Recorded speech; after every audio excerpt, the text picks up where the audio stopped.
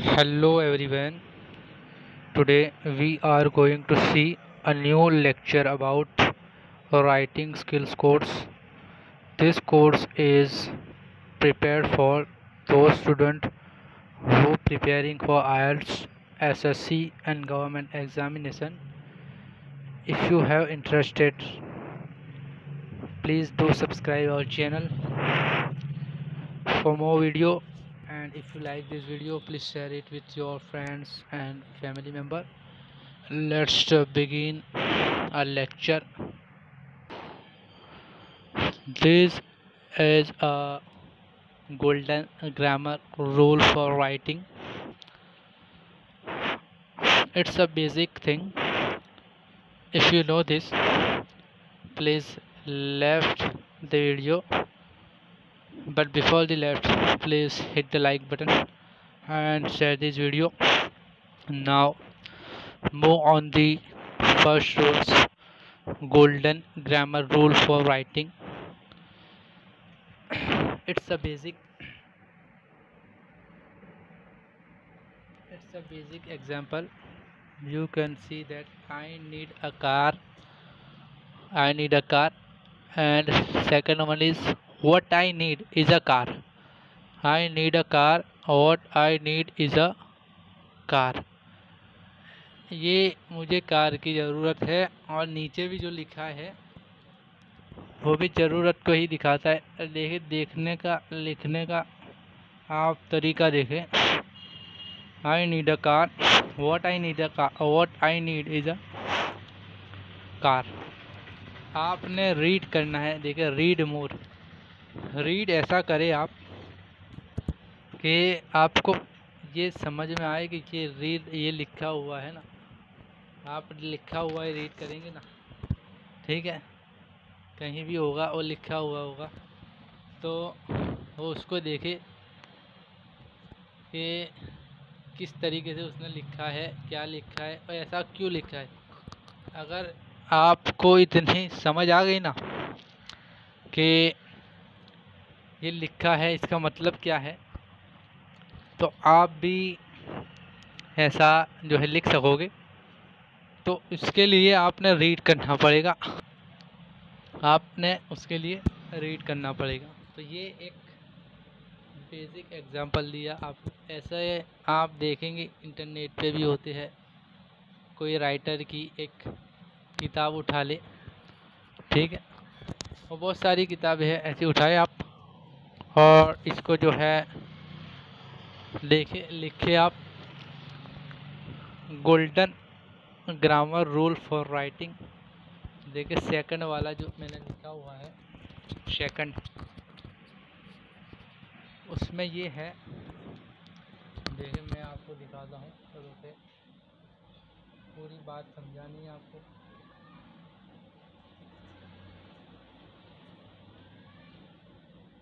देखिए, ये रूल्स देखे,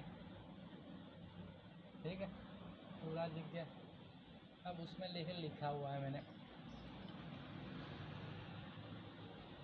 I watch this episode yesterday, ठीक है, वो राइट है, वो करेक्ट लिखा हुआ है। I watch a film yesterday, अब यहाँ वॉच में क्या होना चाहिए, वॉच। अब यहाँ जो लिखा हुआ ना, पहले वाला जो लिखा है I watch this episode yesterday, ये सही है। दूसरा क्यों गलत है ये आप बता दें, ठीक है। तीसरा सही है, चौथा सही है, देख ले। I will watch this episode attentively with, अब चौथा देखे विल फुल अटेंशन, 4 नंबर वाला, with full attention I will watch this episode. Will यानी फ्यूचर की बात हो गई, ये सही है। दूसरा गलत क्यों है या गलत नहीं है, तो फिर आप सही लग रहा है तो सही बता दे, गलत लग रहा है फिर भी बता दे क्यों गलत है। I watch a film yesterday. तीसरा देखिए, एक्टिव वॉइस पैसिव वॉइस के बारे में आप बात करेंगे। देखिए, ये लिखा हुआ है कि कहाँ, पहले ये समझ ले कि एक्टिव वॉइस और पैसिव वॉइस होता क्या है, इसकी क्यों ज़रूरत पड़ती है। वो तो एक बात है कि एक्टिव वॉइस तो आप जानते हैं सिंपल सेंटेंस होते हैं, active voice and simple and short. देखिए ऊपर लिखा हुआ है on Monday I wrote a letter, ये एक्टिव में लिखा है आई रोट अ। अब देखिए on Monday a letter was written by me, ठीक है, letter was written by me, ये पैसिव वॉइस हो गया। पैसिव देखे थोड़ा लॉन्ग भी है और कॉम्प्लेक्स भी है।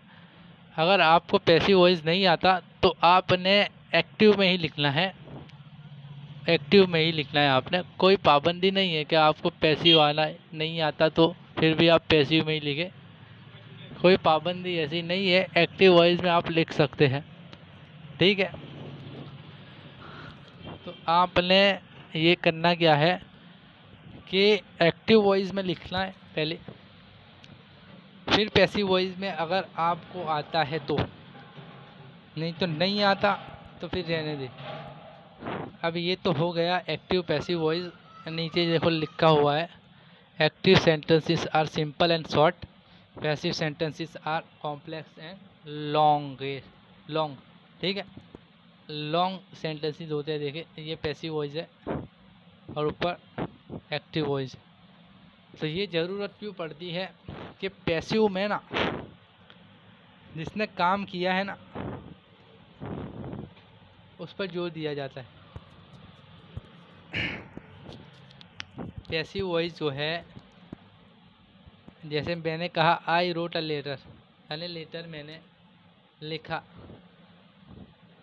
अब यहाँ जो है एक्टिव वॉइस में आई सब्जेक्ट है, तो मैंने लेटर लिखा, ठीक है।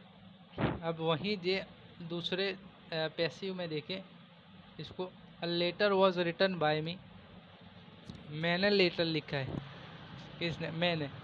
क्या लिखा है, लेटर। लेटर किसे एक तरीके से उस पर एम्फेसाइज आ गया, जोर दिया, a letter was written by me, ठीक है। नहीं तो वरना ऊपर बात ये की है कि आई रोट अ लेटर, मैंने लेटर लिखा है। अब लेटर वॉज रिटन बाय मी, मेरे द्वारा लेटर लिखा गया। तो ये जो है इसका पूरा एक लेक्चर आगे देखेंगे कि क्या करना है क्या नहीं करना, किस तरीके से आपने लिखना है। नहीं तो ये होगा कि लेटर जो है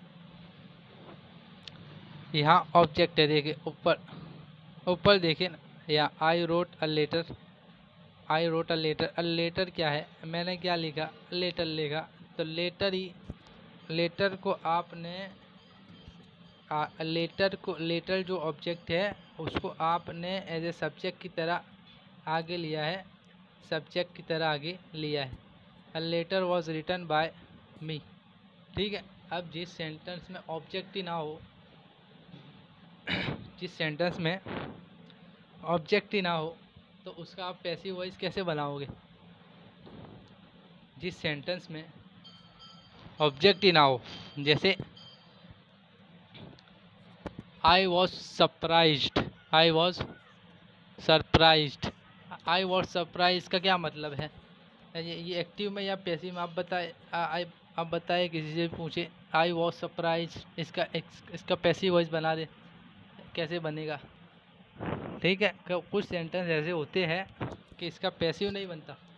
अब वो क्यों नहीं बनता वो छोड़े अभी, नहीं तो लेक्चर बहुत यानी लंबा हो जाएगा। आप ये देखें, ये हो गया एक एक्टिव पैसिव वॉइस का सिंपल सा लेक्चर समझ ले। लेक्चर तो नहीं कहेंगे, ये तो पूरा एक लेक्चर होगा। पर एक्टिव वॉइस और पैसिव वॉइस की मैंने आपको थोड़ी डिटेल दे दी, ठीक है। अब देखें, अब देख ले गोल्डन ग्रामर।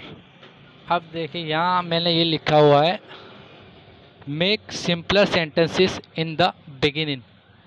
शुरू शुरू जो जो जब आप करते हो ना सेंटेंस लिखना, तो आपने ऐसे लिखना है कि बिल्कुल यानी जो बच्चा लिखता है ना ऐसे लिखना है। आपको सर में बिल्कुल भी नहीं आनी चाहिए, क्योंकि ये कोई गवर्नमेंट की तरफ से इस पर पाबंदी नहीं है कि आपने सिंपल सेंटेंस क्यों बनाया है।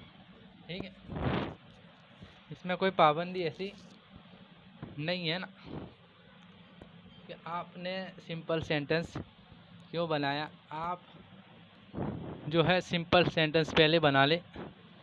Mister Sharma is my friend and he has own car and bike as well as new spacious house with large garden.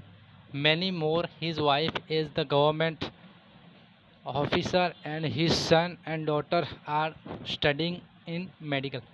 देखिए ये लिखा हुआ है ये पूरा ऊपर का जो लिखा हुआ है ना वो देखे आप, ये ठीक है। ये कैमरा हिल रहा है, मोबाइल मेरे हाथ में है तो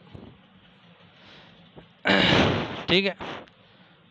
mister Sharma is my friend and he has own car and bike as well as new spacious house with large garden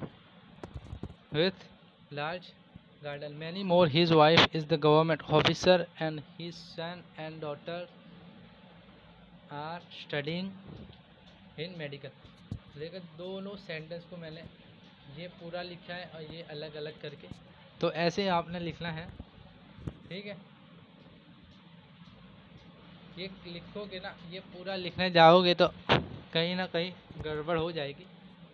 ठीक है, तो ये बात बिल्कुल जो है ध्यान में रख के, बिल्कुल माइंड को जो इतना नॉलेज शुरू में नहीं, तो ये आपको ना आप लिख तो लोगे, लिख लोगे, आप लिख लोगे, अभी कोई भी लिख सकता है, लिख लोगे आप, पूरी तरह से जो है आपको नहीं आएगा और बीच में गड़बड़ हो जाएगी। ठीक है, तो वो ना करें। तो ये शुरू में तो ऐसा ही लिखना है, लेकिन ये जो नीचे जो लिखे हुए दो सेंटेंसेस अलग अलग ऐसे लिखे, तो आपने फिर वो ऊपर वाला इसको मिला दे, तो दो सेंटेंस को मिलाओगे तो ऊपर वाला बन जाएगा। ऐसा ना करें। देखिए ये अब देखिए पांचवा, ये देखिए mister Sharma is a teacher and he is sportsman as well. देखिए मिस्टर शर्मा जो है वो टीचर भी है एंड हिज क्या है, स्पोर्ट्समैन भी। अब यहाँ समझने वाली बात क्या है कि आपने मिस्टर शर्मा को दोबारा नहीं लाना। ये आ गए मिस्टर शर्मा, अब मिस्टर शर्मा के बदले प्रोनाउन जो लिखा हुआ ही, वही इस्तेमाल करना है। ये बेसिक चीज़ें जो जानते हैं वो जा सकते हैं, लाइक करके जाए, लाइक करके चले जाए। ठीक है, ठीक है ना, लाइक करके, हाँ लाइक करके जाओ। Mister Sharma is a teacher and he is sportsman as well. Mister Sharma is a teacher. अब देखिए mister Sharma is a teacher and mister Sharma is sportsman as well. दो बार आ गया ना, फिर दो बार नहीं आना चाहिए। बस यही ये रूल समझाता है कि आपने रिपीटेशन नहीं करनी, अवॉइड रिपीटेशन। तो उसी तरह से ये देखिए मिस्टर परफेक्ट भी है, बस उसी तरीके से मैंने लिखा है। देखिए आप पढ़ सकते हैं, mister perfect is an MBBS doctor and also he works as a social worker. ठीक है, he works as a social. ठीक है, Ram likes chocolate, he works in school, he works in school. Ram को चॉकलेट पसंद है और राम ही स्कूल में काम करता है। तो राम जो है अब दोबारा नहीं आएगा, वो ही जो है ना, ये ही जो लिखा है वो प्रोनाउन है, वो राम ही के लिए है। तो अवॉइड करें रिपीटेशन को, ये ना करें। तो यही बात जो है इस रूल्स में समझाई है। ये तो आता होगा, पर जो बाद में अभी जिसको नहीं आता वो इनके लिए है भाई, जो आता है जिनको, फिर भी ये वीडियो देखोगे आप, क्योंकि कुछ ऐसी बातें हैं जो आपको बाद में बाद में आने वाले लेक्चर में के लिए ये जो है लेक्चर ज़रूरी है, ये नहीं देखेंगे आप ऐसे भी देख ले ये, ठीक है। आप देखोगे तो फ़ायदा होगा। आप देखें एक और रूल्स नीचे ले आते हैं थोड़ा, देखिए ये रूल नंबर 6 है। अब आपने क्या करना है, देखिए ये never use complicated words when you have simple one, ठीक है। इसमें मैंने दो बातें आपको समझानी है कि आपके पास सिंपल वर्ड्स है, अब आपको वो इस्तेमाल ही करने हैं, क्योंकि आपको नहीं आता कि मैं कैसे इस्तेमाल करूँगा ये, यानी कॉम्प्लिकेटेड वर्ड जो होते हैं ना, तो ये तो बिल्कुल सिंपल है। देखिए I have a own car and big house with many rooms and large garden. I have a own, ये देखिए I have a own car and big house with many rooms and large garden. अब देखिए यहाँ आपने camera थोड़ा, हाँ ये दिख रहा है ना, I have a own car and big, I have a own car and spacious house with giant garden. Giant ना लिख के आपने सिंपल अगर लिखा होता कि बिग, जायंट भी कोई बड़ा वर्ड नहीं है जायंट, पर मैं आपको देखे एक बात बता दूं कि जायंट की जगह आपने क्या लिखना था, देखे रुके, यहाँ आपने लिखना है, यहाँ क्या लिखना है, देखे बिग लिखना है, ठीक है। अब देखें ये, अभी आप थोड़ा पेशेंस रखें, आपको ना ग्रामर अभी नहीं आएगा। ग्रामर का जो सेंटेंस आपने लिखा है वो सही है गलत है, कि इतनी कितनी मिस्टेक कहाँ होती है वो छोड़े, अभी आपने सिर्फ ये देखना है कैसे करेंगे इसको, कि ये लिखेंगे कैसे, बस लिखना है अभी आपने। I would like to buy a new phone, ये लिखा हुआ है, और ऊपर लिखा हुआ है I would like to purchase a new phone, ठीक है। अब यहाँ आपने लिखना था परचेस, परचेस इस्तेमाल करें, बाय ना करें। परचेस थोड़ा एडवांस वर्ड है, पर अगर आपको नहीं आता कि परचेस का मतलब ही नहीं मालूम, तो आप कैसे करोगे परचेस, यानी परचेस का मीनिंग नहीं मालूम आप, तो फिर बाय बोले आप, फिर I would like to buy a new phone. इसी तरीके से ये भी है, when I was child I would like to help my father, when I was child I would like to assist my father. आप देखें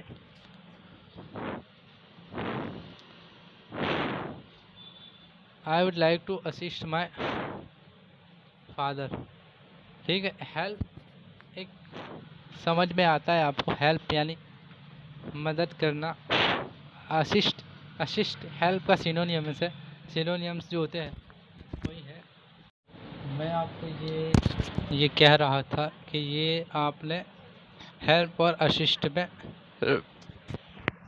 देखना है क्या इस्तेमाल करेंगे। तो ये एक क्लास थी छोटी, क्योंकि आपने यहीं से शुरू करना पड़ेगा, नहीं तो आपको ना फिर आगे जाके समझ में नहीं आएगा। लिख लोगे पूरा, ऐसे लिख लोगे आप, और ये कहाँ कौन सा वर्ड फिट हो रहा है, ठीक है, कहाँ कौन सा वर्ड फिट हो रहा है और क्या इस्तेमाल करना है क्या नहीं करना, तो वो भी देख ले। अब आपने ये करना है कि एक्सरसाइज, देखिए मैं दिखाता हूँ आपको,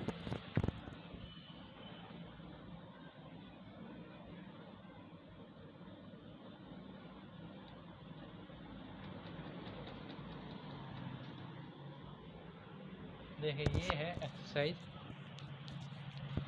एक्सरसाइज आप देख ले पूरी तरीके से, कि ये वीडियो पॉज कर ले, देख ले, ठीक है, आपने क्या चेंज करना है, अहमद है तो अहमद को हटाओ, क्या करना है। फिर देखे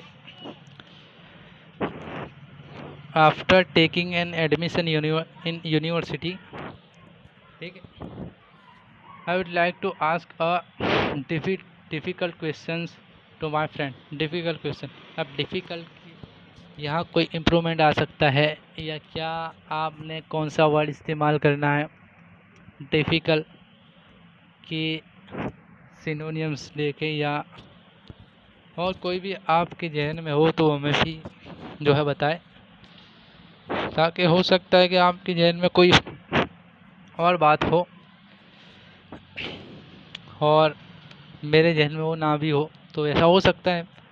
तो आप देखें, ये तीसरे में फिर आपने क्या करना है, मैंने जो बातें ऊपर आपको सिखाई है कि एडवांस वर्ड कहाँ इस्तेमाल करने हैं कहाँ नहीं करने, तो वो आप देख लें और ख़ुद देख के जो है हमें बताएं। ये आपको मिल जाएगा इसका answer as per our rules. ये आपको डिस्क्रिप्शन में मिल जाएगा, ये पूरा लिखा हुआ है इसका चेंजिंग, यानी इसका थोड़ा इम्प्रूवमेंट के लिए, इसमें कोई गलती नहीं है, ठीक है। यानी ये नहीं कहना कि ये जो है नहीं लिखा जा सकता, ये नहीं है, ठीक है। कि आपने क्या करना है, थोड़ा इम्प्रूवमेंट लाना है, नहीं आता फिर भी लाए, ग्रामर छोड़े, अभी ग्रामर को छोड़े, ठीक है।